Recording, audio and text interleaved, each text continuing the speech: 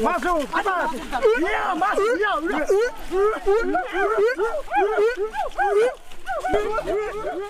Kayu besi rawa sepanjang 17 meter ini disiapkan untuk membuat salib. Melihat panjangnya, timbul pertanyaan, siapakah yang akan disalib? Siapapun itu, pasti sesuatu yang lebih besar dari mereka. Tapi Frankie Woro, Casimilus Awe, dan warga suku Auyu di Papua Selatan ini tak akan melukai siapapun. Mereka memakai salib ini sebagai tanda perlawanan.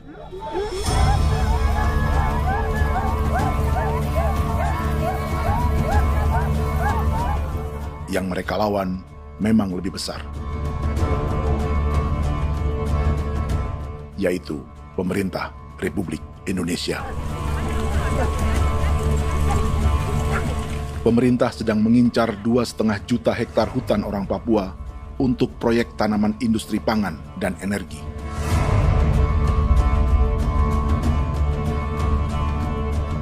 Ratusan kilometer dari salib orang-orang Auyu itu, orang Muyu sedang menyiapkan gerakannya sendiri.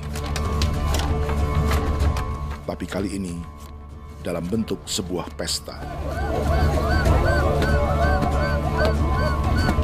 Pesta yang disiapkan oleh marga Kimco Jinibju selama 10 tahun.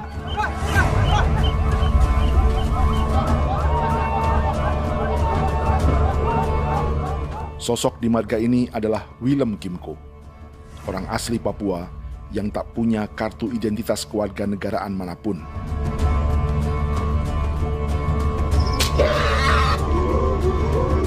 Pesta adat ini sudah cukup langka, tak hanya di Papua, bahkan di kawasan Pasifik dan peradaban Melanesia.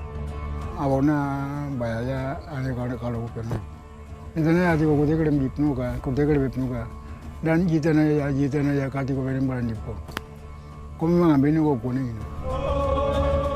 Ada gagasan dan gerakan sosial di balik pesta orang-orang Muyu ini, sama dengan gerakan salib merah yang dimulai orang-orang Auyu. Salib ini akan menjadi yang terbesar dari 1.800 salib merah yang telah ditancapkan berbagai suku di Papua Selatan dalam 10 tahun terakhir. Ribuan salib merah yang dipadukan dengan palang adat adalah tanda larangan yang menyatukan unsur-unsur adat dan agama.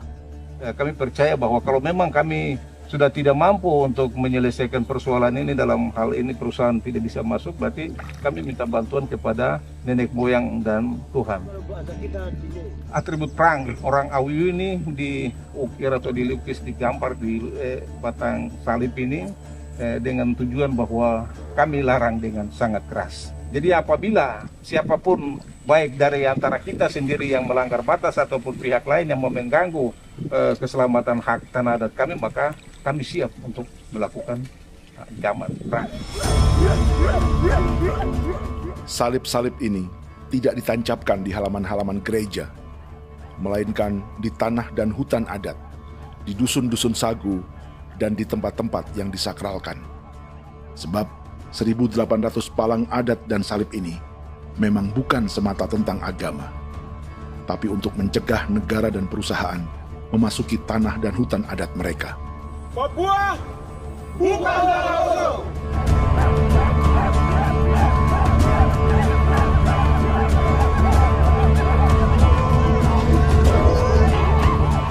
Di zaman TikTok ini, kami ingin menceritakan semua ini lewat film yang pendek.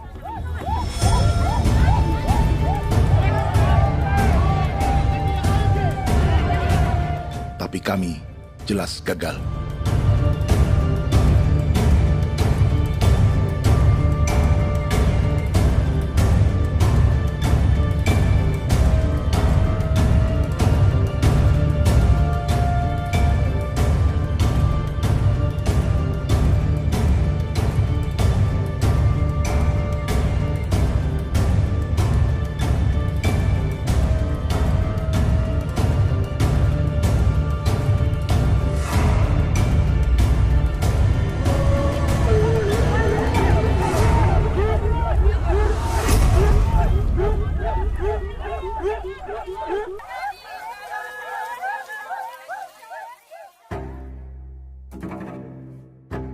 Di planet ini, ada 5 pemilik hutan hujan tropis terluas yang tersisa.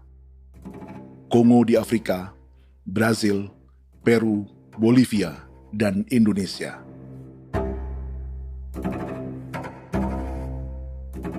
Di Indonesia, satu-satunya pulau yang hutannya masih terjaga adalah Papua, pulau terbesar kedua di dunia setelah Greenland. Lewat sejarah kolonialisme yang panjang, pulau ini kini dikuasai 2 negara. Bagian barat oleh Indonesia yang juga dikenal sebagai West Papua, dan bagian timur menjadi Papua Nugini. Dan tepat di perbatasan ini, di bagian Indonesia, sedang terjadi proyek pemusnahan hutan terbesar di dunia.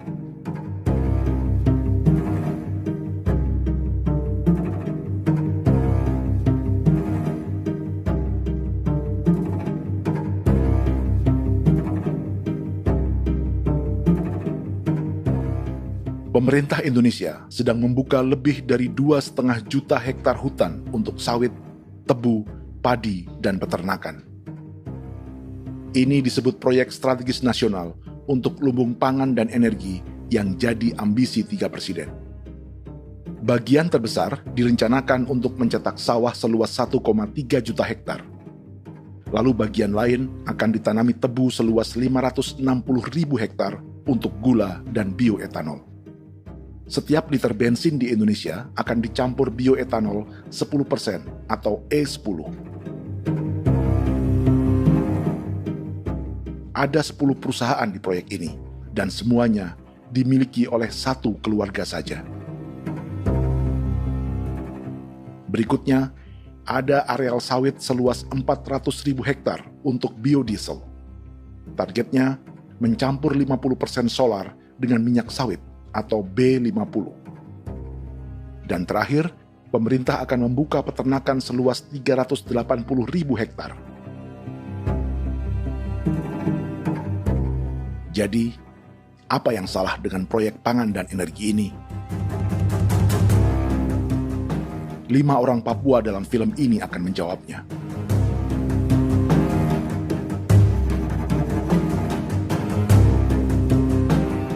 Yang pertama adalah Yasinta Moiwen dari suku Marin.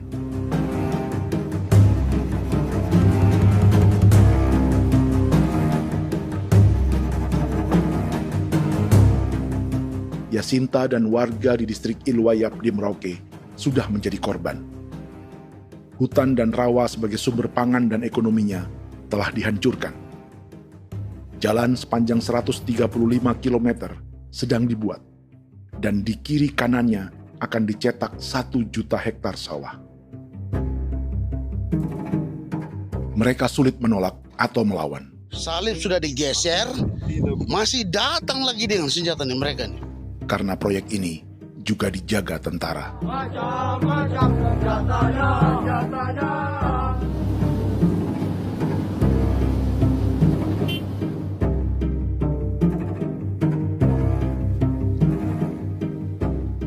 Yang kedua adalah Natalis Buer di distrik Tanah Miring, Merauke. Petani milenial ini merasa ditelantarkan. Sebab setelah hutannya diubah menjadi sawah, sebagian sawah-sawah ini tak tergarap. Orang asli Papua seperti Natalis tak punya modal untuk benih, pupuk, perawatan, hingga ongkos panen.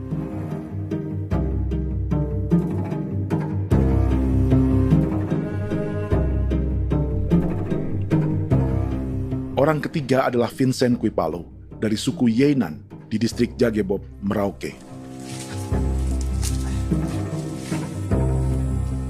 Vincent dan suku Ye sedang menjadi korban. Hutan adat orang-orang Ye sedang dihancurkan untuk perkebunan tebu dan bioetanol. Tanah mereka juga diincar untuk markas-markas militer, pasukan yang akan menjaga proyek pangan dan energi ini.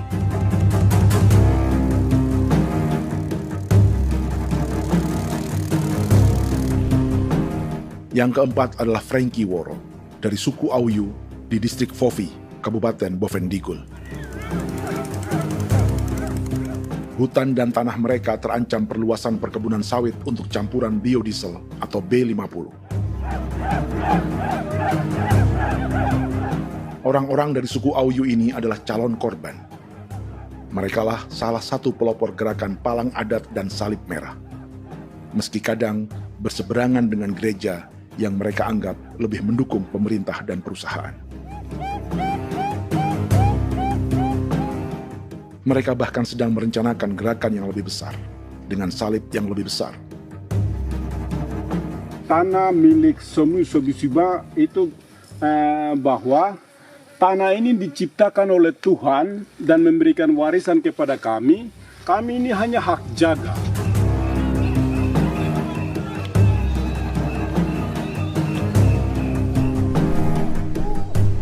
Sosok kelima adalah Willem Kimco dari suku Muyu di Bovendigul. Tokoh adat dari Muyu ini hidup di garis belakang proyek negara, sehingga belum menjadi korban. Tapi mereka sedang bersiap menghadapi segala kemungkinan. Tinggal di belantara dan perbatasan membuat sebagian mereka tak punya status kewarganegaraan. Tapi mereka telah hidup jauh sebelum ada Indonesia atau Papua Nugini.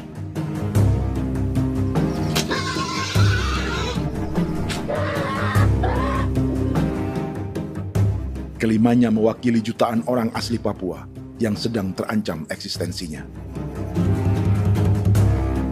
Jika kita merasa kepunahan peradaban Neanderthal di Eropa, Aztec dan Inca di Amerika, atau aborigin di Australia adalah sejarah masa lalu, film ini menceritakan bagaimana pemusnahan sebuah bangsa dan kepunahan sebuah peradaban sedang terjadi di masa hidup kita. Kepunahan bukan karena kerusakan lingkungan dan ruang hidup semata, juga karena dihantam 60 tahun operasi militer.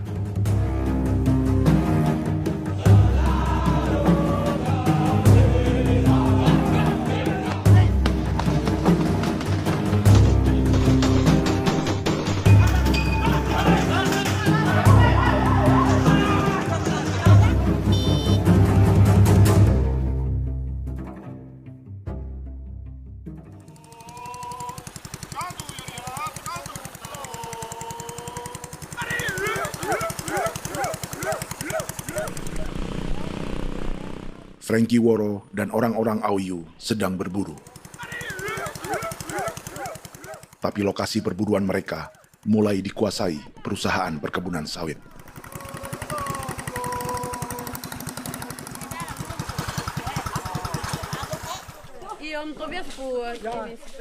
Kita akan menuju arah ke Inabusu. Di sana kami akan masuk di wilayah konsesi perusahaan PT Indo Asiana Lestari, dan di situ ya ada survei-survei mereka yang mereka pernah lakukan, tapi juga kami ada lakukan tanda-tanda saksi di sana.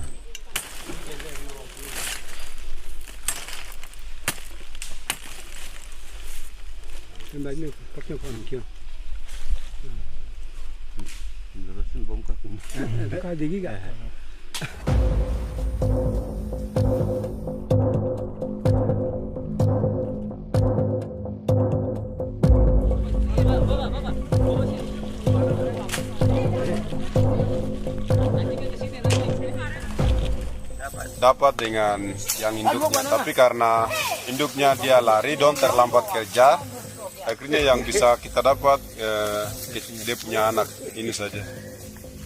Ini kalau pakai bahan kayak hasil.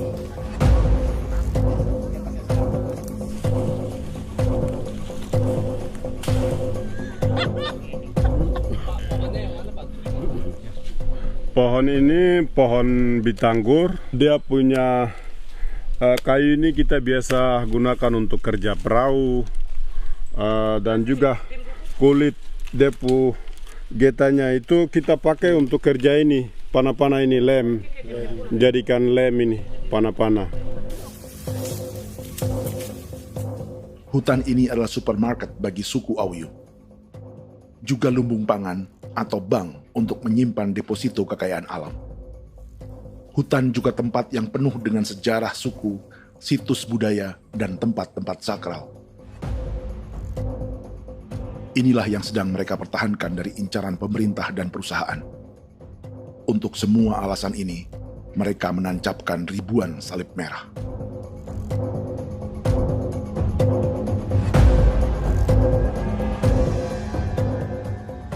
Tapi dari kampung, warga suku Auyu memberi kabar pada Frankie tentang intimidasi oleh aparat negara agar mereka melepas tanah ke perusahaan sawit dan berhenti memasang palang adat dan salib merah. Ada beberapa titik yang saya sudah siap, tetapi di sini emergensi dari saya, terutama di Kampung Sokangon, PT Damai Timber. Dia mengganggu saya dengan menggunakan kekerasan maupun pihak hukum. Dan kemarin saya ada pernyataan penolakan secara resmi, tapi masih tetap dengan menggunakan pihak hukum untuk masuk, untuk harus dituntut saya untuk harus diterima perusahaan itu. Kita di situ ada 15 marga, tetapi 15 marga juga tidak setuju. Marga-marga siapa yang terima dan marga-marga mana saja yang menolak. Nanti kita lihat dari pertimbangan itu, dan di situ dan kita undang mereka untuk bicara dengan kami. Sebagai sosok yang aktif dalam gerakan, warga Auyu terus memberi informasi lapangan kepada Frankie yang tak selalu berada di kampungnya. Izin pernyataan yang mereka paksa saya untuk tanda tangan itu, tapi sementara saya tidak tanda tangan. Data semua ada di tangan saya. Ya. Baik, kalau gitu itu lebih bagus karena tanda tangan itu yang berbahaya. Iya. Tanda tangan itu yang lebih berbahaya karena sekarang ini modern dan canggih, dan itu yang mereka biasa pakai untuk tipu muslihat. Mereka biasa pakai itu di tanda tangan itu. Betul. Dari Bambisa juga di Sofia dia masuk untuk memaksakan kami marga untuk harus menerima perusahaan itu. Tapi kemarin kami sudah menolak. Babinsa nama bosku. Babinsa di sini nama bosku. Itu yang sekarang strategi militer yang sekarang mereka pakai. Jadi yang penting masyarakat itu yang benar-benar mau menolak siap dukung ketua marga siapa yang nanti tampil. Ini adalah peta konsesi sawit untuk biodiesel dalam proyek strategis nasional. Dan di distrik Fofi inilah, orang-orang Auyu hidup dari sungai dan hutan. Tapi Frankie di Bovendigul masih lebih beruntung. Setidaknya dibandingkan Yasinta Moyen di Merauke yang sudah kehilangan hutan dan rawanya.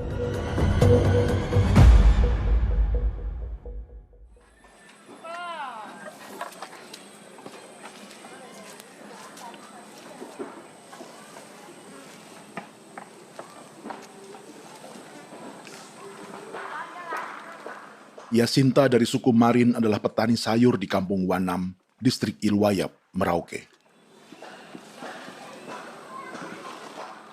Memanfaatkan lahan yang ada, ia berkebun dan menjual hasilnya ke pasar kampung. Ini ekonomi warga di Wanam untuk menghasilkan uang, lalu memberi barang kebutuhan yang tak bisa mereka produksi sendiri. Tapi kehidupan sebenarnya ditopang oleh ekosistem hutan dan rawa. Inilah sumber pangan utama dan peradaban mereka.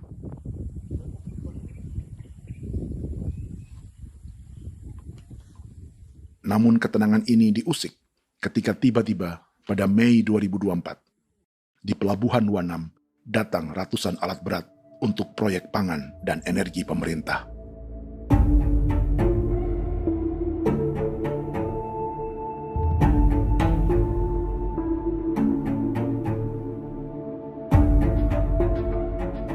Kami masyarakat setempat kami tidak tahu. Kami kaget pagi-pagi kapal sudah ada di pelabuhan kami.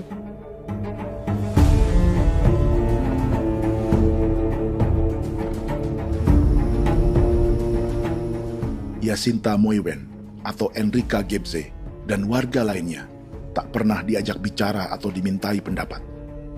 Seakan-akan Papua adalah tanah kosong. Kita suka kaget yang dong bawa turun alat berat dong bawa turun, kita kaget masyarakat. Dorang subongkar itu kayu-kayu.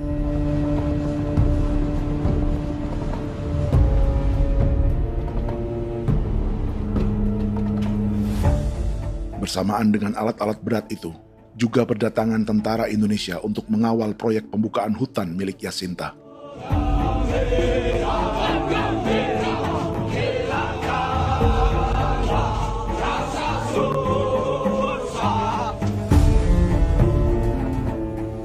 Ribu alat berat didatangkan dari Cina ke Papua oleh perusahaan bernama John Lin Group sebagai kontraktor pemerintah. Ini disebut sebagai pesanan eskavator terbesar di dunia dengan nilai 4 triliun rupiah. Misinya membuka hutan dan rawa milik orang Marin, salah satunya untuk membangun jalan sepanjang 135 km. Sementara di kiri kanannya akan dicetak sawah yang ditargetkan seluas 1,3 juta hektar. Jalan berupa garis lurus ini bukan rute tradisional ekonomi masyarakat. Jalan ini akan menghubungkan kawasan perkebunan sawit dan tebu di sebelah timur, juga untuk mobilisasi pasukan militer. John Lin Group adalah perusahaan yang dimiliki Andi Samsudin Arsyad atau yang dikenal dengan Haji Isam. Sebagian orang mengenalnya sebagai pengusaha yang hobi balapan mobil.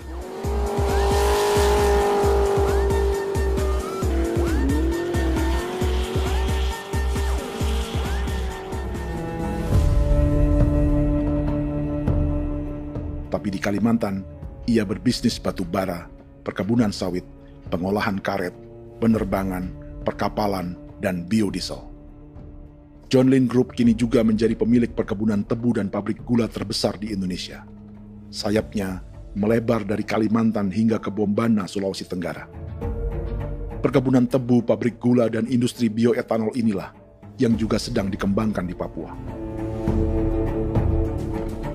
Foto ini adalah momen ketika Isam bersama kerabatnya, Menteri Pertanian Amran Sulaiman dan Menteri Pertahanan Syafri Samsudin meluncurkan program biodiesel atau B50 di Kalimantan Selatan. B50 artinya setiap 1 liter solar, 50%-nya akan dicampur minyak sawit. Perusahaannya, PT John Lin Agroraya, menjadi salah satu pemainnya.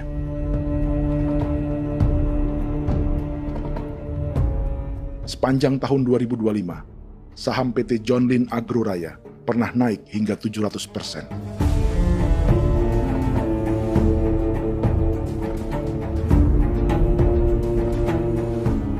Perusahaan sawitnya yang lain, PT Pradiksi Gunatama, sahamnya bahkan pernah naik 4.000% hanya dalam 1 tahun. Dari harga saham ini saja, nilai kekayaan keluarga Isam diperkirakan mencapai 100 triliun rupiah lebih, menjadikannya salah satu keluarga terkaya di Indonesia dan salah satu pemain penting industri bioenergi. Dan di Papua Selatan inilah sebagian sawit-sawit untuk mendukung program B50 akan ditanam. Inilah tanah orang-orang Wambon, Muyu, Marin, Yei, atau Auyu seperti Frankie Ward.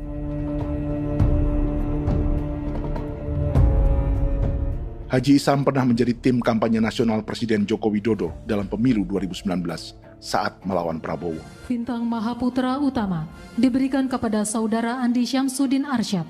Beliau berjasa luar biasa dalam mendorong pertumbuhan ekonomi daerah maupun nasional. Setelah menjadi presiden, Prabowo memberi gelar kehormatan Bintang Mahaputra Utama pada Isam.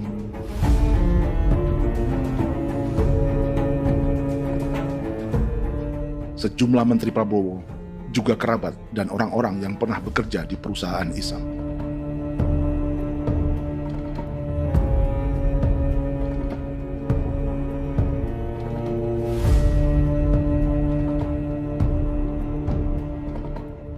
Lawan sebesar inilah yang sedang dihadapi Jacinta di kampung Wanam, Merauke. Atau petani perempuan lain seperti Enrika Gebse. Jadi alam kita ini sudah rusak. Jadi kita itu biasa jalan dari sini tuh harus pasang jerat di situ, harus cari makan di situ lagi. Itu tempat-tempat itu pasang-pasang jerat, tempat babi, rusa, sekarang sudah tidak ada lagi.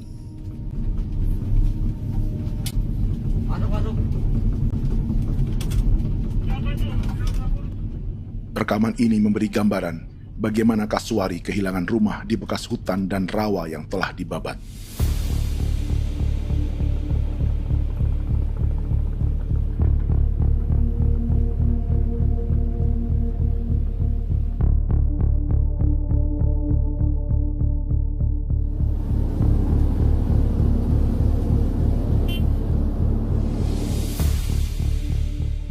Keterlibatan tentara dalam proyek pangan dan energi di Papua memakai dalih bahwa ancaman terhadap negara kini tak hanya perang secara militer, tapi juga melalui pangan dan energi. Kementerian Pertahanan pun terlibat karena proyek ini dianggap operasi militer selain perang. Jadi tugas kamu adalah menjaga sumber cadangan pangan nasional. Macam-macam senjatanya, Proyek ini menambah panjang alasan mempertahankan kehadiran tentara di Papua dalam 60 tahun terakhir. Saat ini, jumlah tentara Indonesia di Papua mencapai 56.000 personel, atau ada 1 tentara untuk setiap 100 orang Papua. Bandingkan dengan rata-rata nasional, di mana hanya ada 1 tentara untuk 696 penduduk Indonesia. Itu belum termasuk polisi. Artinya, 1 orang Papua dijaga lebih banyak senjata dari rata-rata penduduk Indonesia. Tanah dan hutan diambil secara sepihak untuk kepentingan pembangunan batalion dan bandar antariksa. Ini bentuk perampasan masyarakat. Penolakan kehadiran markas-markas militer terjadi di sejumlah tempat di Papua. Tak hanya karena trauma dan ketakutan, juga karena mengambil tanah-tanah adat.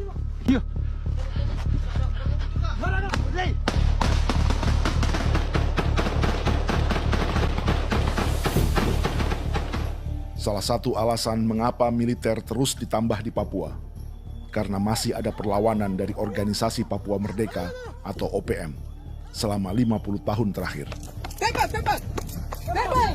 Ayo. Tapi kekuatan militer OPM diperkirakan hanya 1.430 personel dan 360 pucuk senjata. Selebihnya, mereka menggunakan senjata tradisional.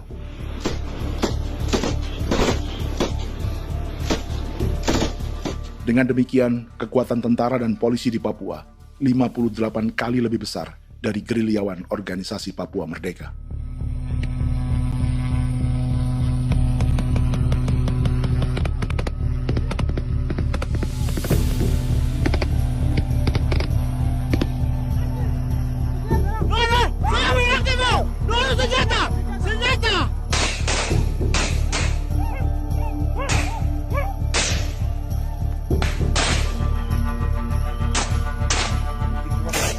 Sebagian tentara berada di garis depan pertempuran, tapi sebagian besar lainnya terlibat operasi non-tempur menjaga proyek pemerintah dan investor swasta. Seperti Batalion Infanteri Teritorial Pembangunan di distrik Jagebob, Merauke ini. Lokasinya bersebelahan dengan konsesi lahan tebu untuk gula dan bioetanol milik PT Murni Nusantara Mandiri. Baik perusahaan maupun markas militer, keduanya mengambil hutan milik suku Ye dari marga Kuipalo. Tapi dorong datang, tanam ini saja di sini, tanam papan nama ini. Victor Kuipalo menunjukkan apa yang terjadi. Jadi kita juga kaget ini. Nah, kalau ini papan nama ini memang, ini papan nama ditanam tapi bukan haknya mereka yang ini. Ini hak kami di sini, hak dusun kami, marga Kuipalo yang punya hak dusun ini. Setelah memasang patok, alat berat mulai bekerja untuk membangun markas militer di tanah orang Ye.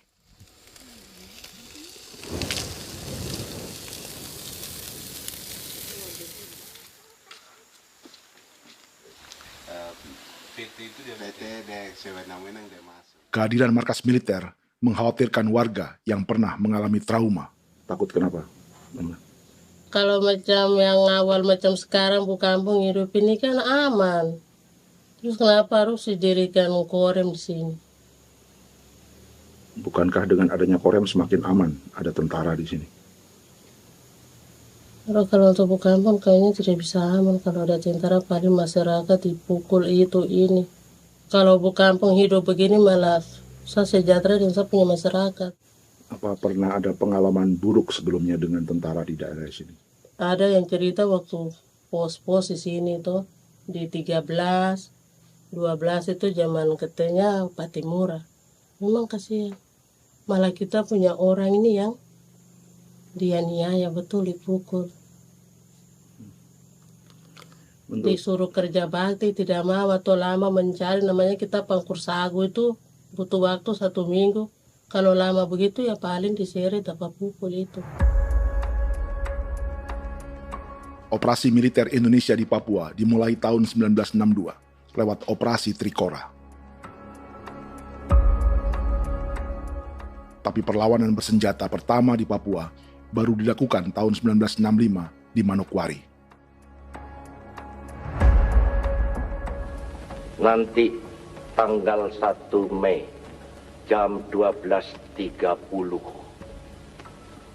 pemerintahan di Irian Barat mutlak akan jatuh di tangan.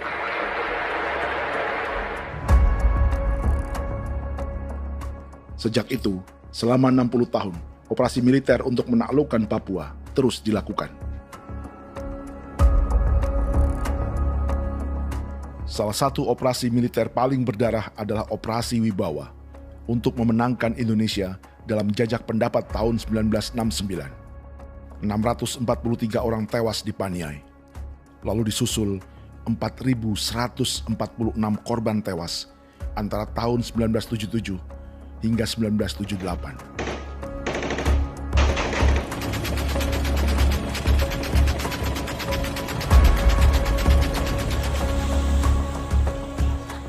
Operasi militer ini menimbulkan gelombang pengungsian hingga kini.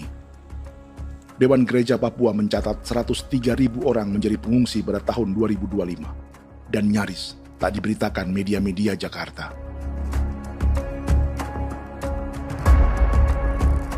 Jumlah pengungsi terbesar tercatat di Nduga yang mencapai 20.000 jiwa. Banyak di antaranya yang sedang hamil, seperti Jubiana, salah satu pengungsi Nduga. Jadi ini tagarik mesti kagi be muguruk berselari di namen wane gosel. Bigari me. Egirik menene an nimbo misle berselar nene. Wam darik lek prak de oi kore bangal no so ndak lo yo nandam yanet ndang no yat de nanen di ko nerwa membri wal marwa.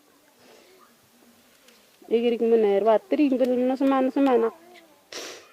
O ngal siya kaya berkumpit nyak masalah orena me wo suluk ri namen wani ko semane kuman nak wani ndemo ko ndak misri namen bre ko lo ko nak no semane ne be minute waru ra kana bi ni dige war be mino pragit de laina bulan Maret April yana mana kantan barak na lire na bam ne. Jubiana lalu menamai anaknya pengungsi Kogoya. Selain Jubiana, juga ada Emma dari Maibrat yang melahirkan di hutan. Sampai di kampung gini, katanya bilang ada tentara yang bangun jembatan.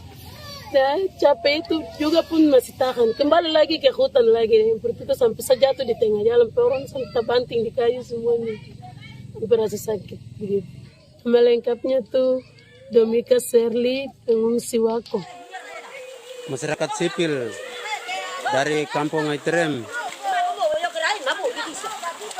sementara mengungsi karena kampungnya sementara dikuasai oleh TNI Polri. Seratusan ribu pengungsi di Papua saat ini jauh melampaui jumlah yang mengungsi ke Papua Nugini tahun 1984, yaitu 10.000 orang karena menghindari operasi militer.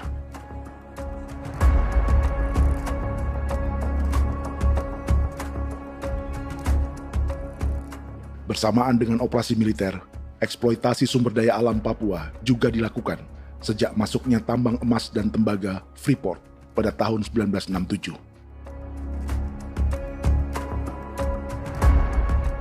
Disusul perkebunan sawit awal tahun 1980-an.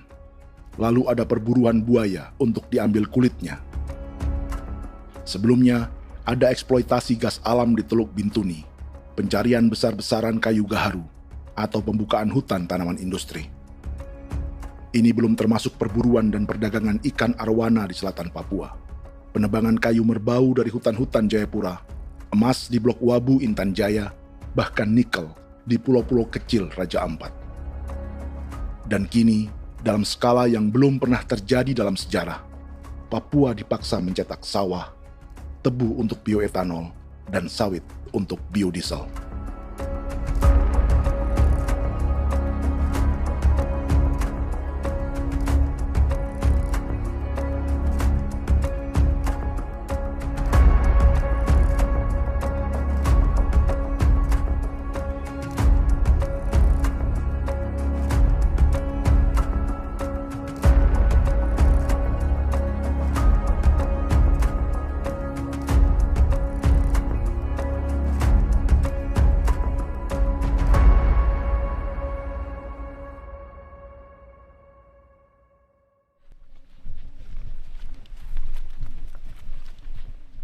Inilah yang sedang menimpa keluarga Vincent dan Victor Kuipalo di Merauke. Hutan mereka diambil untuk markas militer dan industri perkebunan, PT Murni Nusantara Mandiri. 1 dari 10 perusahaan yang diberi konsesi untuk menanam tebu dan memproduksi gula serta bioetanol seluas 52.000 hektar.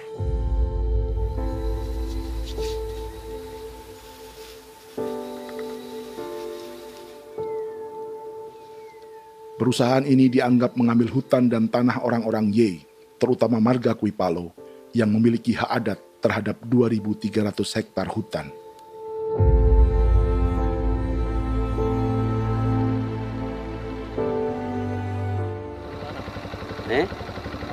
Tentara?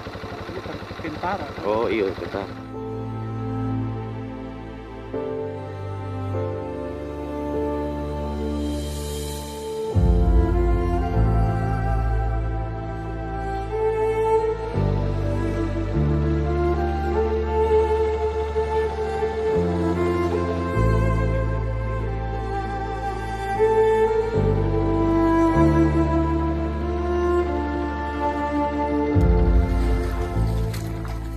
Keluarga Kuipalo sedang melihat apakah perusahaan semakin mengancam tanah mereka.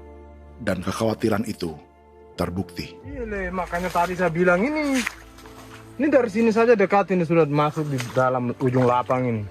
Ini hutan, yang ini hutan yang orang ada bongkar sekarang ini. Ini sudah punya alat tuh dekat ini. Dekat sekali ini.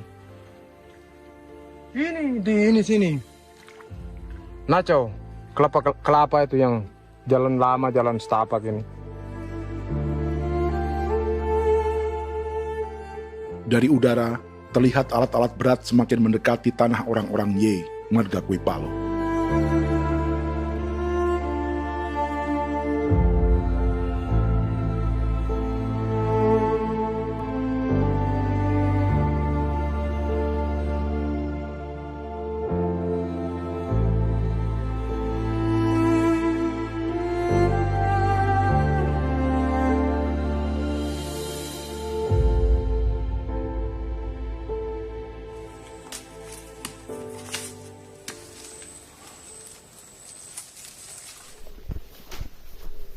Keesokan harinya, Victor dan kerabatnya memberi tanda cat merah di pohon-pohon yang berada di batas tanah mereka.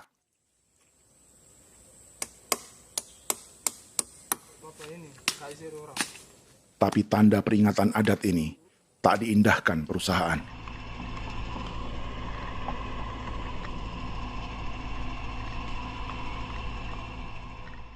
Dua bulan kemudian, perusahaan tetap memasuki tanah marga Kuipalo. Sama. Kami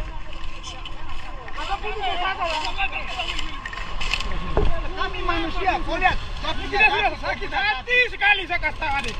Ini sama baik ini kalau tidak berubah lagi adik. Kami juga punya tangan, hanya beda rambut. Mister itu juga. Wah, buka. Tidak.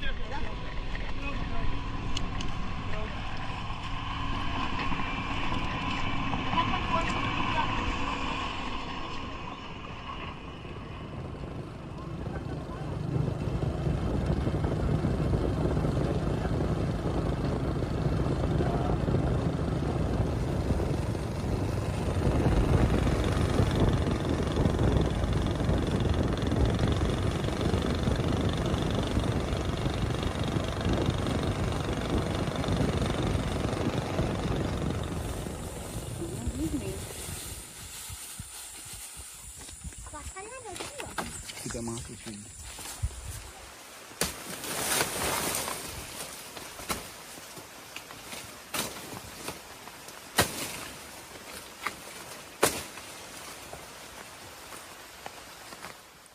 Jadi ya untuk itu seperti saya katakan tadi, apakah lebih baik kita tidak usah ada kan atau bagaimana, kita pisahkan, pisahkan dari negara ini kan, jangankan tuh. Saya kemarin bicara sama Daniel, datang sama saya dengan persoalan Kodam ini. Saya bilang Pak Daniel, kalau lebih baik saya ngungsi ke Papua Nugini.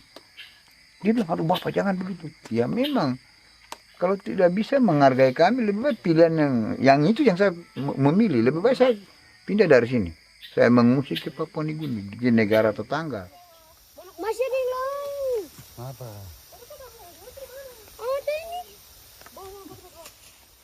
Saya bilang sama Kapolsek, Pak, Agustus ini, 17 Agustus saya tidak kasih naik bendera merah putih. Saya bendera ada, nanti saya taruh di meja. Bendera saya ada. Karena saya punya pikiran percuma kita ini merasa bahwa kita hidup di bawah naungan merah putih. Ternyata merah putih tidak lindungi kami. Tidak anggap kami sebagai kami rakyatnya. Dia lambang negara. Dan kami menghargai lambang negara itu. Ternyata lambang negara ini, kita bernaung di bawah lambang negara ini, kita tidak dilindungi. Hak kita tidak dihargai.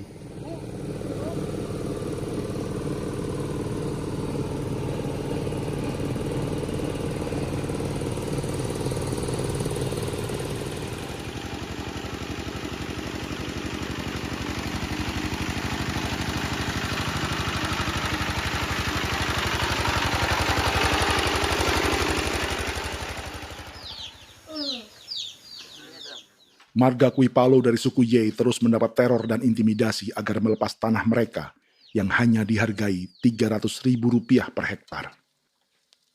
Tapi mereka tidak berjualan tanah. Makanya mama itu tidak suka untuk lepas tanah. Untuk apa? Baru di dalam hutan itu ada obat-obat tradisi. Itu sudah Kalau macam ada sayur juga, kita ambil sayur yang dia tumbuh sendiri. Jadi kita ini mau kemana, kalau itu sudah digusur, ya habis. Kita ini jadi penonton. Jangan sampai kita ini duduk minta di jalan. Jadi kita tidak mau seperti itu. Makanya tanah itu kita tidak melepas. Tapi mungkin orang lain tuh dia senang saja. Lebih baik saya pegang uang merah dulu. Saya bisa beli-beli itu ini. Nanti datang uang sudah habis, gembel. Mau cari kemana lagi, hutan sudah habis. Mau makan ikan di mana, kali sudah hancur. Seperti Yasinta di Wanam, suara dan gerakan kaum perempuan Papua sangat nyaring dan tak bisa diabaikan. Saya sebagai perempuan tolak untuk perusahaan masuk di sini. Karena kalau saya terima anak-anak saya mau dikemanakan, mau tinggal di mana. Apapun yang terjadi saya tetap tolak. Demi tanah ini saya akan berjuang, demi saya punya anak-anak. Yang katanya mengutamakan anak Papua, nyatanya yang kerja kebanyakan ya orang-orang Jawa. Dan sendiri orang Jawa, tapi bukan mau bicara yang tidak-tidak. Memang kenyataannya seperti orang-orang Papua itu diterbelakangkan, kurang diutamakan, gitu.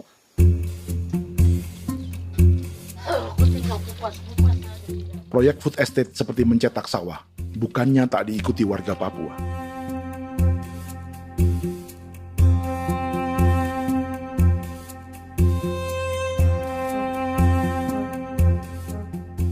Salah satunya Natalis Buer di distrik Tanah Miring, Merauke.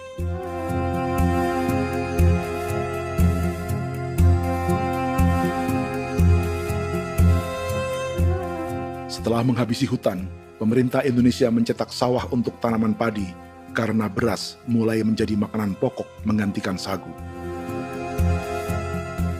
Sebagian besar penggarapnya adalah warga transmigran yang datang sejak era 1980-an. Bahkan petani transmigran sudah ada sejak Belanda membuka proyek padi kumbe di distrik Kurik. Lokasi yang sering jadi langganan pejabat Indonesia memamerkan sawah di Papua. Tapi Natalis juga ingin belajar menanam padi atau bersawah. Namun ia kesulitan karena dibutuhkan modal untuk benih, pupuk, hingga pemeliharaan dan panen. Lalu sawah-sawah ini pun mulai dikuasai pendatang.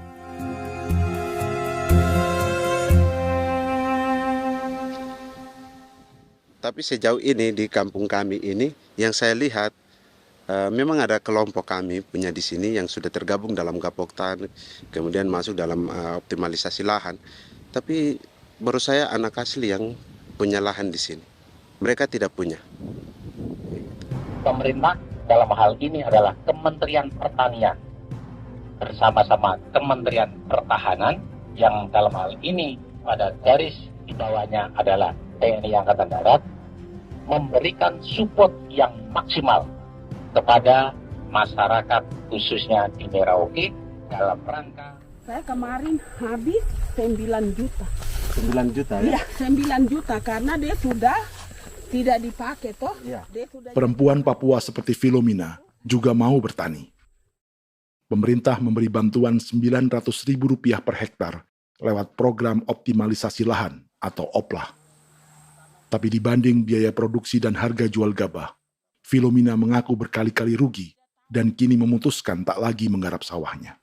Terus kita harus cari uang untuk kombe.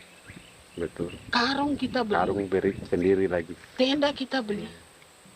Ini dari yang offline ini don tidak siapkan. Tidak ada. Tidak ada ya, jadi mama don sendiri. Itu yang saya udah bilang, 900.000. Itu modal untuk kerja sawah ini.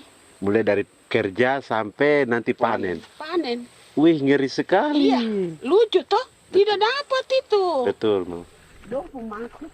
Kalau disuruh tanam ubi berhektar-hektar, mari datang. Kita tahu cara rawatnya bagaimana, iya.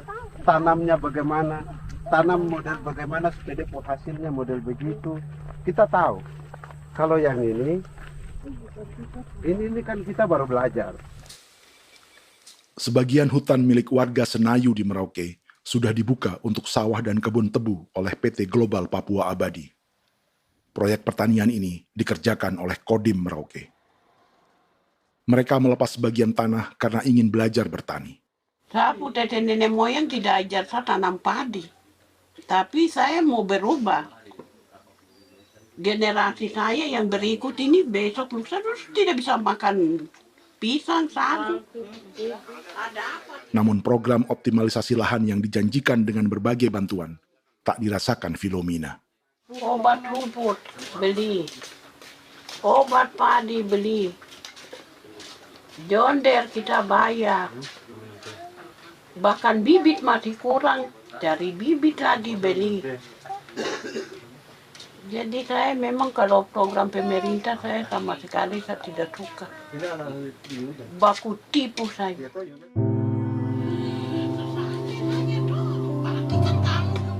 Mereka merasa ditinggalkan sendiri, jatuh bangun belajar bertani padi.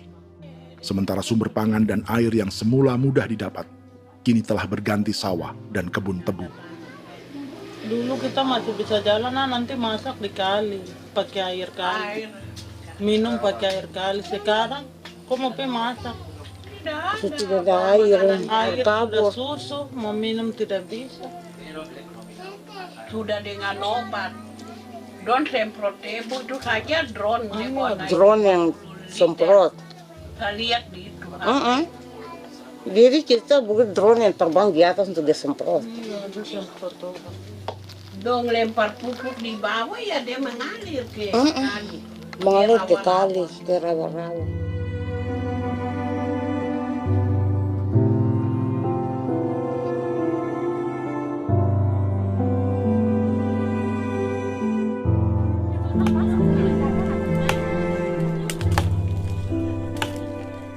Seperti pertanian sawah bagi orang Bali atau Toraja, Bagi orang Auyu dan suku-suku lainnya di Papua Selatan, sagu juga bukan semata tentang pangan.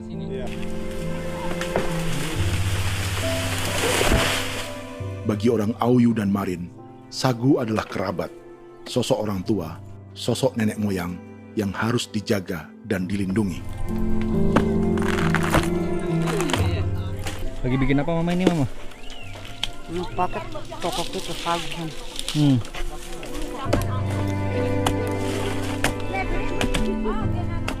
Kami diingatkan oleh leluhur, sagu itu tidak boleh digusur dan tidak boleh diganggu dengan cara apapun, dan di dalam rangka kepentingan apapun tidak boleh. Kamu harus bela, bahkan sampai nyawa pun harus menjadi taruhan demi membela keselamatan pemberangan sagu di atas tanah ini.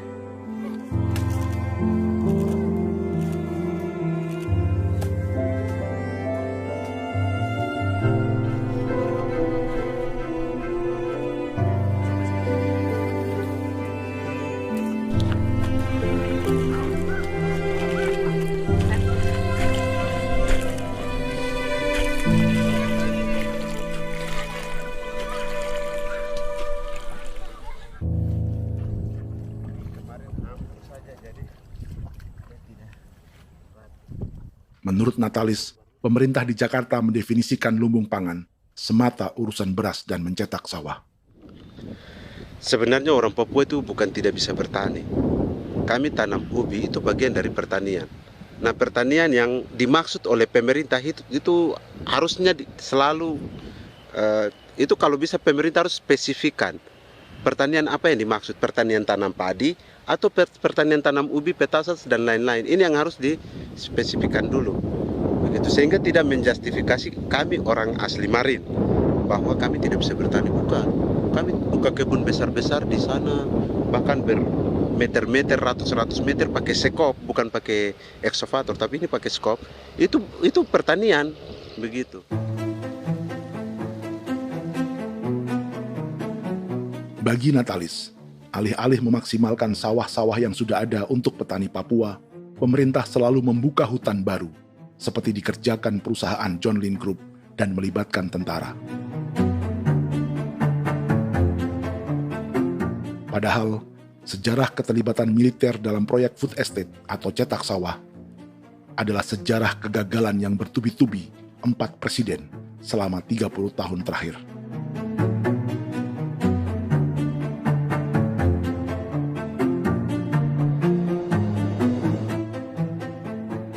Papua bukan yang pertama menjadi proyek lumbung pangan yang melibatkan tentara.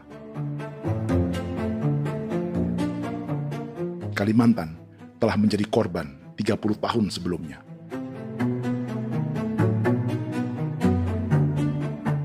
Ini adalah bekas hutan yang sudah dibuka di Pulang Pisau, Kalimantan Tengah. Tahun 1996, di era Presiden Jenderal Soeharto, ia menghabisi 1 juta hutan di lahan gambut untuk mencetak sawah demi memenuhi ambisi swasembada beras, bukan swasembada pangan. Hutan tropis Kalimantan dihabisi dalam skala yang belum pernah terjadi dalam sejarah. Di bawah rezim militeristik, tak ada yang berani melawan keinginan Soeharto, termasuk orang Dayak seperti Kuneng. Nggak bisa dihalangi itu. Nggak boleh dihalangi. Ya kalau ada kata-kata aja menghalangi, sudah kita diseret ke kepolisian dulu. Atau bisa langsung di PKI-kan. Iya, di PKI-kan gitulah. Jadi kita tuh nggak berani apa-apa dulu tuh. Ya. Apa maunya aja. Misal bilangnya A. Setahun setelah pengundulan hutan skala besar itu, tahun 1997, untuk pertama kalinya Kalimantan mengalami kebakaran lahan dan kabut asap terbesar dalam sejarah.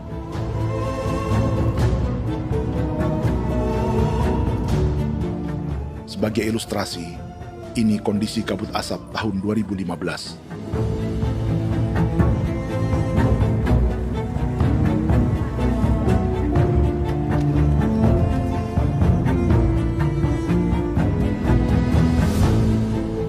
Proyek 1 juta hektar sawah Jenderal Soeharto itu gagal. Bendungan dan saluran irigasi mangkrak hingga kini. Mei 1998, rezim Soeharto tumbang. 2 tahun setelah ia menumbangkan jutaan hektar pohon di Kalimantan. Setiap tahun, lokasi ini menyumbang kebakaran dan kabut asap yang merugikan jutaan orang. Sawah yang berhasil di Kalimantan justru bukan sawah yang dibangun Jenderal Soeharto, melainkan yang dirintis para transmigran sejak era 1980-an. Sawah-sawah inilah yang ikut digarap oleh militer di era Presiden Joko Widodo. Dan hasil dari proyek food estate Presiden Jokowi itu sama sekali jong nih, nggak ada harapan lagi sudah seperti ini. Tapi Jokowi terus memperluas area food estate hingga 16.000 hektar. Presiden Jokowi juga menyerahkan urusan lumbung pangan ini kepada Prabowo yang saat itu menjadi Menteri Pertahanan. Salah satunya di Kabupaten Gunung Mas, Kalimantan Tengah, untuk membuka perkebunan singkong seluas 31.000 hektar. Food estate singkong Jenderal Prabowo ini dimulai dengan membuka 600 hektar hutan di Tawai Baru. Proyek singkong untuk bioetanol ini pun dijaga tentara. Dan seperti Jenderal Soeharto, proyek Jenderal Prabowo ini pun gagal.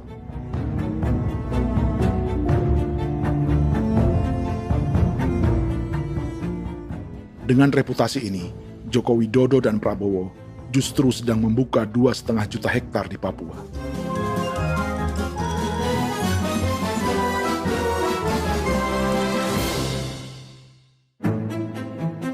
Setelah Jenderal Soeharto, Presiden Jenderal Susilo Bambang Yudhoyono juga mencoba membuka food estate di Papua sejak tahun 2010. Namanya Merauke Integrated Food and Energy Estate atau MIFE. Proyek ini juga gagal. Lalu di lokasi yang sama, Jokowi berusaha meneruskan dengan proyek mencetak sawah 1,2 juta hektar yang juga gagal. Sekarang yang paling siap adalah 1,2 hektar. Yang 1,2 juta hektar. Dan kini, Prabowo yang pernah gagal dengan 600 hektar singkong di Kalimantan justru akan mengulangi di Papua dengan skala 2,5 juta hektar. Di daerah Papua pun harus ditanam kelapa sawit supaya bisa menghasilkan juga BBM dari kelapa sawit. Dalam setiap proyek pangan dan energi di Papua, yang lebih menonjol bukan tanaman pangannya, melainkan untuk energi atau bahan bakarnya. Sawit untuk biodiesel dan tebu untuk industri bioetanol. Ada 10 perusahaan yang diberi konsesi hingga 0,5 juta hektar untuk tebu. Dan 10 perusahaan itu dimiliki oleh 1 keluarga saja.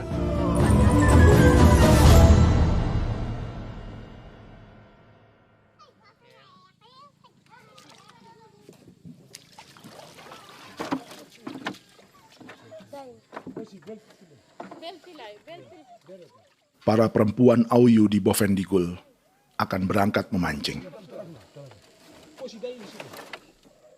Priska Beni membantu menyiapkan perahu.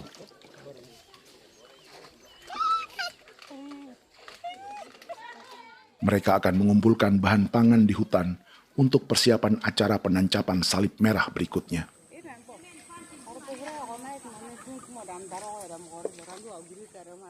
Priska sudah mengambil posisi memancing.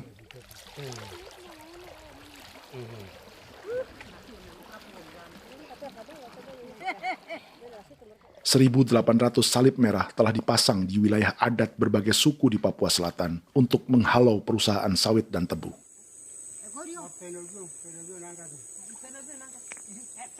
Maria Tebung yang paling muda datang membawa hasil. 2 ekor ikan gastor alias gabus toraja. Sebagai generasi Z, pendidikannya sampai sekolah dasar. Di perusahaan perkebunan seperti sawit atau tebu, ijazah SD hanya bisa menjadi buruh kasar. Tapi ia tak tertarik. Karena kita hidup itu dari alam, kita pancing, juga di darat, bawa anjing, terus bikin pagar sagu, dapat babi, bawa baru kita makan. Jadi kita tidak mau perusahaan masuk. Kita tidak akan terima. Sementara Priska Beni masih mencari peruntungan. Tapi baginya, menjadi nelayan di Sungai Fofi masih lebih baik daripada bekerja 9 tahun di perkebunan sawit. Sudah pengalaman, jadi kita tidak mau lagi. Seberapa lama ketika kerja itu? Selama di sana. 9 tahun di sana. 9 tahun? Saya baru pulang dari perusahaan. Selama 9 tahun kerja di sawit, bisa punya rumah kah? Atau tidak. Motor kah? Tidak. Johnson kah? Tidak. Cuma makan saja. Pendapatan juga kan tidak lebih. Habis dimakan.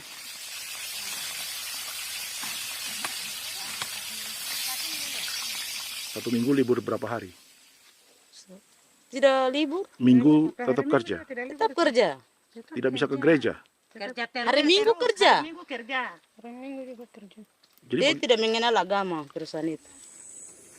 Di grup perusahaan sawit Korindo, Priska digaji 2 juta rupiah per bulan dan tinggal di mes karyawan. Tapi gaji itu dipotong bahan makanan atau BAMA rata-rata 1 juta rupiah setiap bulan. Korindo adalah grup perusahaan yang salah satu usahanya adalah hutan tanaman industri dan sawit di Bovendigul dan Merauke. Di Papua, mereka memakai bendera PT Tunas Sarwa Ema. Perusahaan ini pernah memberi bantuan pada Keuskupan Agung Merauke. Keuskupan Merauke belakangan mengeluarkan pernyataan mendukung proyek strategis nasional di Papua. Umat Katolik yang memprotes sikap gereja tersebut ditangkap polisi. Jadi selama 9 tahun tidak bisa nabung? Tidak. Makan saja. Makan saja. Makan saja. Menabung bagaimana? Keperluan banyak. Sudah sampai. Habis di anak-anak uang sekolah. Uang 1 juta itu mana sampai. Mau nabung juga tidak cukup. Sudah pengalaman, jadi kalau di sini perusahaan mau masuk tidak. Tidak.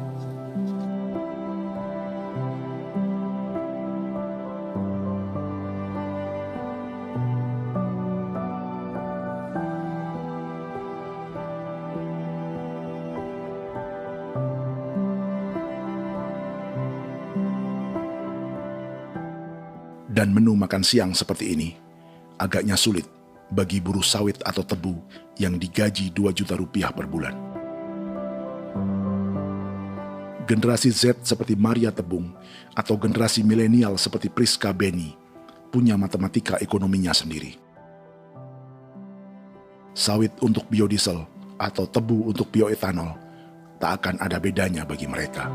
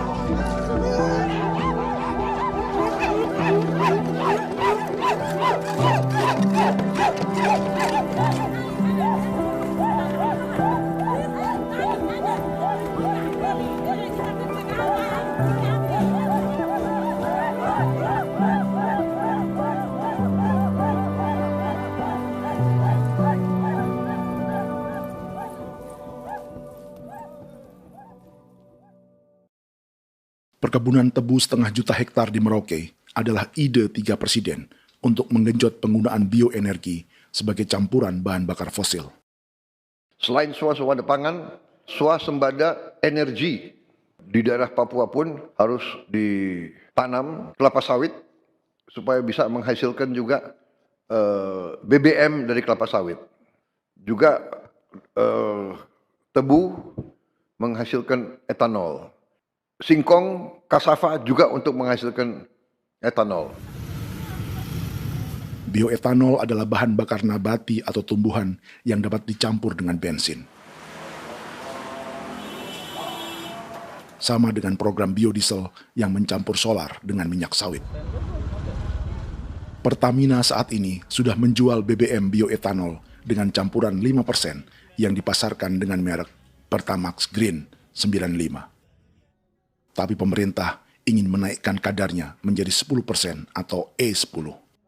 Maka ke depan kita akan mendorong untuk ada E10. Kemarin malam sudah kami rapat dengan Bapak Presiden.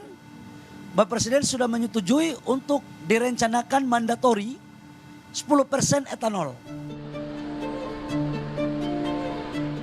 Idenya untuk mengurangi ketergantungan pada bahan bakar fosil yang diimpor dan menimbulkan polusi.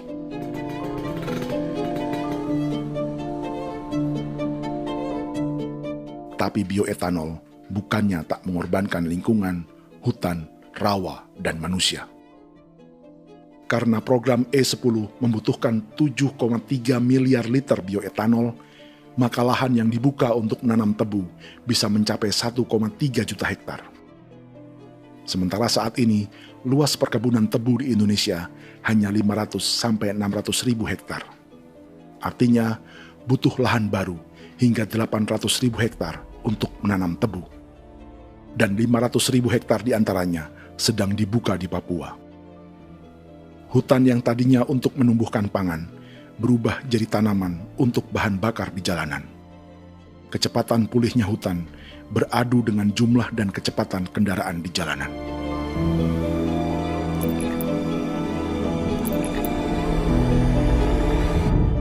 Dahaga terhadap energi tak pernah bisa dipuaskan.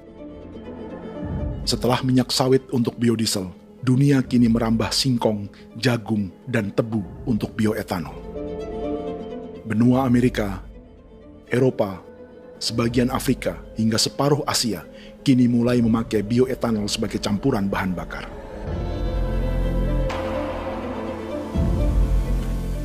Selain perebutan lahan, masa depan dunia juga dibayangi semakin mahalnya harga pangan karena persaingan antara perut manusia dengan tangki kendaraan. Ini adalah lokasi perkebunan tebu dan bioetanol PT Murni Nusantara Mandiri yang mengancam tanah Vincent Quipalo dan orang-orang Ye di Merauke. Beberapa kilometer di selatan adalah PT Global Papua Abadi yang mengancam tanah orang-orang Muyu dan Marin.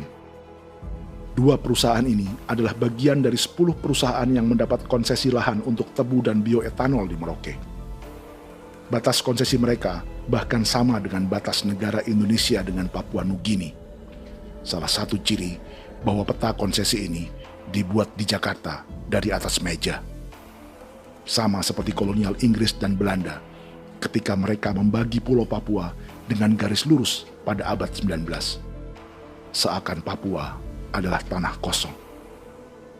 Bedanya, meski peta konsesi ini mengatur batas 10 perusahaan, tapi perusahaan-perusahaan ini sebenarnya dimiliki oleh satu keluarga saja. Ini nama 9 dari 10 perusahaan tebu dan bioetanol di Merauke, Papua. 99% saham mereka dimiliki sebuah perusahaan bernama PT Merauke Nusantara Manis. Sementara 1% sisanya dimiliki PT Merauke Gula Mandiri. Tapi saham kedua perusahaan ini dimiliki PT Merauke Sugar Group. Dan perusahaan ini, 90% sahamnya dimiliki pengusaha bernama Angelia Bonaventure Sudirman, serta perusahaan bernama Zico Trust dan Resource Harvest. Lalu 10% lainnya dikuasai PT Papua Energi Abadi, yang pemiliknya adalah Dudi Christian dan Angel Madeline. Sekarang, mari kita lihat siapa mereka.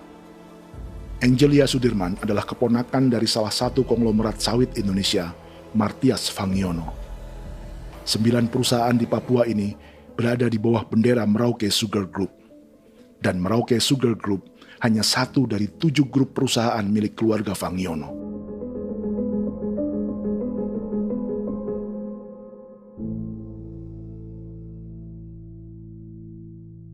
Ini Martias Fangiono. Seperti Haji Isam, Martias selama ini dikenal sebagai pengusaha sawit yang kini merambah bisnis tebu dan bioetanol. Ini momen saat penanaman perdana tebu di Merauke bersama Presiden Joko Widodo Juli 2024. Di sini juga ada anak Martias Fangiono, yaitu Wirastuti Fangiono. Wirastuti adalah salah satu yang menonjol dari keluarga Fangiono. Tahun 2025, Forbes mencatatnya sebagai konglomerat termuda dengan kekayaan 23 triliun rupiah yang mengendalikan 2 grup usaha, FAP Agri dan Surya Dumai Industri. Keduanya adalah perusahaan sawit dan biodiesel. Anak dan bapak ini adalah investor utama bagi Jokowi dan Prabowo untuk proyek tebu dan bioetanol di Papua. Sementara yang ini adalah Martua Sitorus, pemilik raksasa agribisnis dunia, Wilmar International, yang juga memegang konsesi sawit di Papua lewat berbagai perusahaan.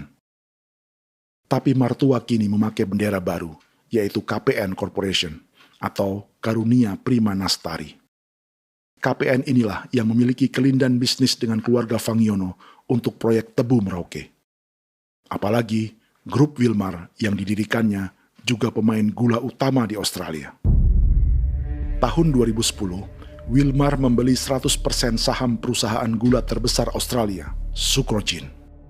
Akuisisi senilai 1,5 miliar dolar Amerika ini langsung menjadikan Wilmar pemain tebu terbesar kelima dunia. Sebagian bibit tebu yang ditanam di Merauke adalah varietas yang dikembangkan Lembaga Riset Gula Australia atau Sugar Research Australia. Sugar Research Australia lalu menjalin kontrak pengembangan bibit dengan PT Global Papua Abadi milik Fangiono. Tapi masalahnya, Sugar Research Australia adalah badan publik yang tugasnya memajukan petani tebu dan sebagian dananya berasal dari pajak warga Australia. Itu artinya, warga Australia membiayai pengembangan bibit tebu untuk investor dan pemerintah Indonesia. Dokumen ini menunjukkan bahwa lembaga yang dibiayai warga Australia itu pernah memiliki kontrak penyediaan bibit dengan PT Global Papua Abadi milik keluarga Fangiono. Kontrak itu baru berakhir pada November 2024. Artinya, saat Presiden Jokowi dan keluarga Fangiono menanam bibit tebu pada Juli 2024 ini, kontrak itu masih berlaku. Nama lain dalam keluarga ini adalah Siliandra Fangiono, yang pada tahun 2024 dijuluki Raja Sawit Termuda dengan kekayaan 39 triliun rupiah dalam catatan Forbes. Ia mengendalikan grup First Resources. Secara umum, keluarga Fangiono memiliki 20 perusahaan di Sumatera, 32 perusahaan di Kalimantan, 1 di Jakarta, 2 di Singapura, dan 25 perusahaan di Papua. Di Papua, perusahaannya tersebar dari Sorong, Mapi, hingga Merauke. Para politikus dan pejabat Indonesia terus membesarkan konglomerasi, meski Martias Fangiono pernah divonis 1,5 tahun penjara karena kasus pembalakan liar dan kebun sawit ilegal tahun 2007. Sementara tahun 2022, Wilmar terlibat kasus korupsi ekspor minyak sawit dan divonis mengembalikan kerugian negara 11,8 triliun rupiah. Tumpukan uang ini disebut sebagai pembayaran dari grup Wilmar yang diterima secara simbolis oleh Presiden Prabowo pada Juni 2025 lalu. Tapi peran raksasa biodiesel dan bioetanol dunia ini belum akan surut di Indonesia. Bahkan sebaliknya. Sebuah dokumen presentasi bisnis dari Wilmar International Limited pada tahun 2010 ini bisa menjadi petunjuk. Presentasi ini bagian dari proses pembelian 100% saham raksasa tebu Australia, Sucrogin. Dalam presentasi ini, Wilmar mengaku ditawari konsesi lahan 200.000 hektar di Papua, atau dulu disebut Irian Jaya, untuk menanam tebu. Dengan penerbangan hanya 2,5 jam dari kantor Sucrogin di kota Townsville ke Merauke, Wilmar akan mengawinkan bisnis gula dan bioetanolnya menjadi pemain dunia. Dan lokasi yang diincar oleh Wilmar adalah distrik Ilwayap di Merauke, kampung halaman Yasinta Moiwen. Dan persis disinilah, 14 tahun kemudian, ribuan eskavator John Lynn Group milik Haji Isam mulai membuka hutan sebagai kontraktor pemerintah. Presentasi dan gagasan ini dibuat oleh Wilmar pada Juli tahun 2010. Sebulan kemudian, Agustus 2010, pemerintah Presiden Susilo Bambang Yudhoyono meluncurkan proyek Lumbung Pangan dan Energi Merauke atau Merauke Integrated Food and Energy Estate. Targetnya membuka lahan 1 juta hektar dalam 5 klaster yang masing-masing 200.000 hektar. angka yang sama dengan presentasi Wilmar. 5 tahun kemudian, 2015, giliran Presiden Joko Widodo yang mau melanjutkan proyek pangan dan energi 1,2 juta hektar. Menjelang pensiun sebagai presiden, Jokowi kembali menggencarkan proyek ini dan melibatkan Prabowo sebagai Menteri Pertahanan. Jokowi lalu mendukung Prabowo sebagai presiden berpasangan dengan anaknya, Gibran Rakabuming Raka sebagai wakil presiden. Kini, setelah menjadi presiden, giliran Prabowo yang melanjutkan proyek bioetanol dan biodiesel dengan memobilisasi militer dan melibatkan pejabat-pejabat yang juga para elit partai koalisinya.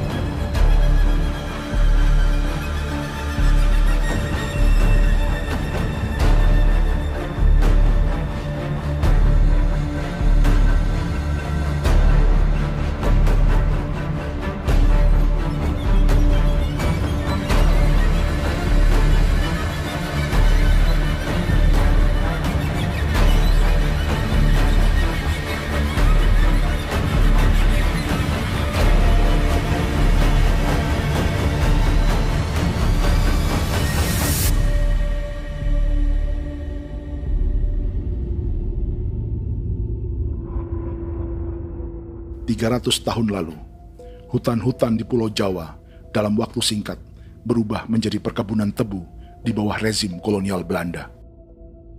Orang Jawa menjadi buruh dan petaninya dipaksa menanam tebu. Dari kolonialisme dan politik tanam paksa itu, Belanda memperkaya negara dan para investornya. Tak puas membuka hutan untuk perkebunan di Jawa dan Sumatera, kolonial Belanda menanam tebu hingga di Suriname dan mengerahkan ribuan orang Jawa sebagai buruh pada tahun 1890. Inggris yang sudah menguasai negara seluas India dan Papua Nugini pun masih menanam tebu jauh di tengah Samudra Pasifik, di tanah orang-orang Fiji. Lalu memindahkan puluhan ribu orang India menjadi buruh di sana. 200 tahun sebelumnya, ratusan ribu orang Afrika bahkan diperbudak untuk bekerja di perkebunan-perkebunan tebu Spanyol dari selatan Eropa hingga Karibia, Kuba, atau Jamaika. Jika dulu tebu menjadi gula atau emas putih, kini cerita kolonialisme tebu berlanjut di Papua untuk bahan bakar nabati atau bioetanol. Dan seperti semua cerita tentang kolonialisme, akan ada yang berpesta dan ada yang membayar. Dalam setiap cerita pesta kolonialisme, baik di Jawa, Karibia, atau di Papua, selalu melibatkan para elit lokal, dari pejabat, perwira, hingga agamawan. Tapi dalam setiap kolonialisme, juga selalu ada cerita tentang mereka yang mempertahankan diri dan melawan.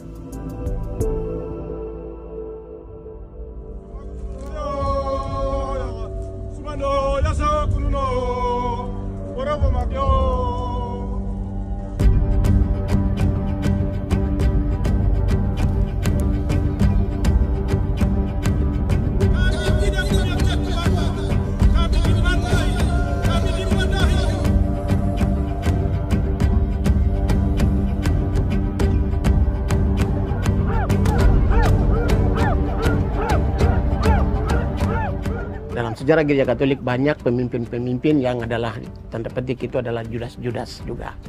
Jadi itu sudah pasti karena itu adalah manusia. Nah, satu sisi sebagai manusia dalam perjalanan digoda, apalagi ada dalam posisi-posisi jabatan ya mungkin banyak tawaran-tawaran lain, lalu disitulah terjadi pergeseran keberpihakannya kepada misi gereja tadi itu untuk umat, untuk mereka yang tertindas. Orang kirim eksavator, orang kirim tentara, orang kirim polisi. Pukul kami bukan pencuri, kami tidak pernah mencuri orang barang. Kami tidak pernah menangis ke orang lain. Kami tidak pernah menangis ke kita bapak mama, kami menangis kepadamu. Tuhan kami lemah. Mesti datang ada begitu. Dia kata begini hijau cikui ya. Orang datang ke bangsa kami, ke wilayah kami untuk kasih habis kami.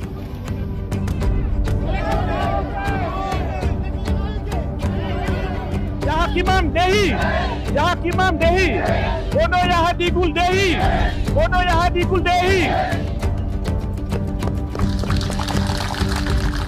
Kita buat sasi seperti begini untuk menolak perusahaan apapun yang masuk di tanah kami. Kalau kita kasih, kita bikin rusak sekarang, kita punya generasi berikutnya mau dapat kemana. Jadi kita nyatakan sikap di sore hari ini, kami tolak. Apa yang dilakukan pemerintah untuk PSN adalah kejahatan. Pemerintah bagian dari kejahatan, aktor perusak dan pembunuh terhadap negara, terhadap alam, hutan, terhadap manusia. Jadi negara jadi aktor pembunuh. Jadi Pilatusnya siapa? Negara, pemerintah Jakarta ini. Tanah Wiu bukan kosong. Masyarakat adat kami siapa? Perusahaan tolak. Biar asal.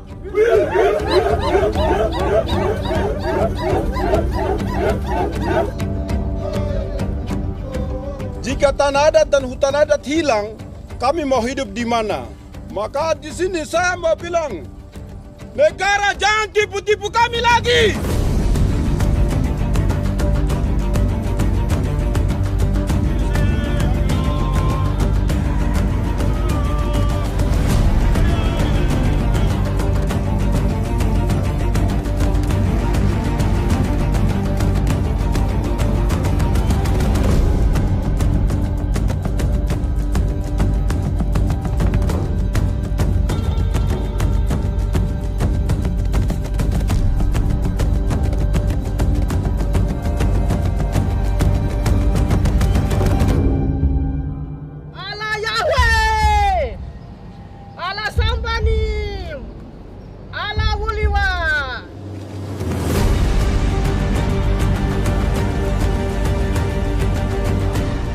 Kalau kami dianggap orang Papua itu bagian daripada Republik ini, tolong hargai kami.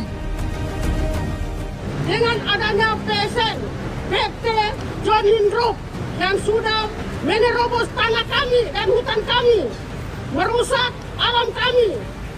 Itu yang kami datang ke Jakarta jauh-jauh dari Papua. Kami mau bersuara kepada Bapak Presiden Prabowo Subianto, di mana keadilan untuk masyarakat Papua. Tolong lihat masyarakat Papua yang sudah mati. Kami bersepakat menyatakan, 1. Gereja-gereja di Indonesia mendukung masyarakat adat yang menolak proyek strategis nasional di tanah Papua. 2. Gereja-gereja di Indonesia menolak militerisme dan otoritarianisme di Indonesia.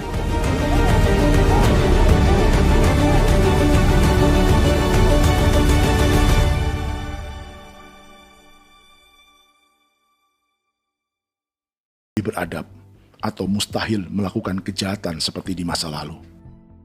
Kita tidak lagi menghukum mati orang dengan memenggal kepalanya. Kita menembaknya atau menyuntik racun agar tertidur dan mati. Tapi ada hal-hal yang tak berubah. Salah satu pembantaian yang kuat di ingatan kita adalah kejahatan Nazi atau genosida di Rwanda. Padahal pembantaian juga sedang terjadi di masa kita, seperti di Gaza, Palestina. Penghancuran sebuah peradaban seperti Indian di Amerika atau Aborigin di Australia juga kita.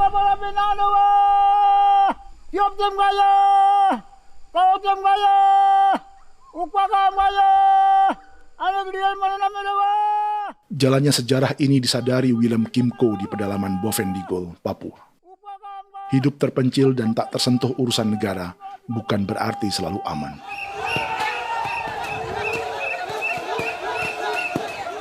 Untuk sampai di tempat ini, orang-orang Muyu menempuh 2 hari berjalan kaki mengarungi hutan, lembah, dan sungai.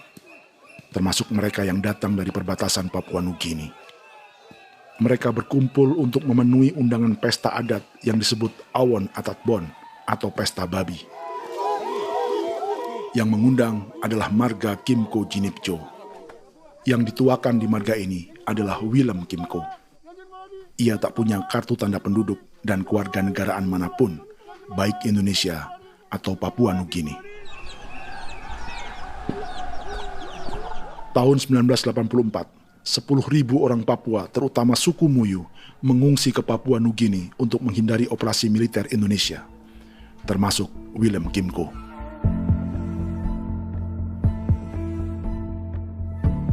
Apa yang membuat pesta adat ini istimewa? Apa bedanya dengan acara serupa yang dihadiri pejabat, tokoh agama, LSM, atau yang direkam oleh kru televisi dan konten kreator? 13, 14, 15, 16, 17, 18. Pertama, untuk membuat pesta babi, orang Muyu perlu persiapan selama 10 tahun. Sebab, babi-babi yang akan jadi bagian dari pesta ini tak boleh dibeli, alias harus dipelihara sendiri. Babi-babi ini bukan bantuan pejabat pemerintah, gereja, atau LSM.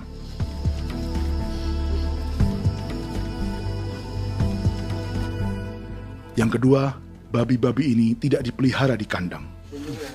Jadi punya nama babi ini kah? Harimau. Harimau? Harimau. Dia kulit dengan ini bulu di harimau, macam harimau begitu kan.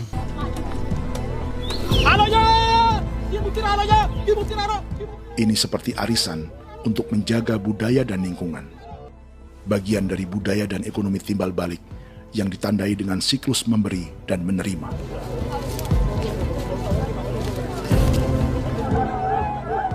Ini juga cara orang Muyu membangun dan memperluas aliansi. Awon bet begul bet, ulan yau kando bet, kepo kemo ko di mana, kepo kemo mayat nih, kep tetek no mayango, kep kanin bet wini ke iftore wen, nih wen netana ya kadek nih, oke, kepo nanti kuto kemo, kepo kepasak kuto nih, kon keneman gini wani wani, koko kati bolon ya bengo, koko kuning bolon ya. Jika Willem Kimco dan marganya bisa menjaga hutan dan wilayahnya, marga lain ikut diuntungkan sebagai sebuah ekosistem. Demikian juga sebaliknya. Alasan keempat, mengapa pesta babi ini memiliki tempat khusus dalam peradaban orang Muyu, karena Willem Kimco khawatir peradaban mereka akan punah, menyusul ancaman terhadap ekosistem dan hutan. Setiap marga atau klan harus mengkonsolidasi diri dan membangun aliansi.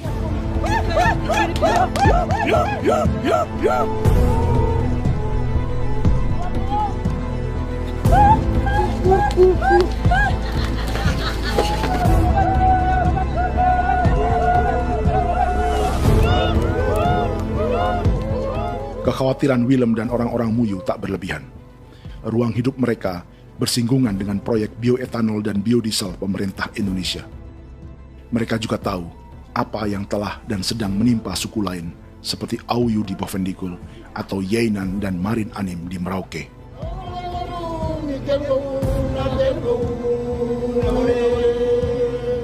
Jika suku-suku lain menggunakan palang adat dan salib merah sebagai gerakan perlawanan, orang-orang Muyu memakai pesta babi untuk mempersiapkan diri dan konsolidasi.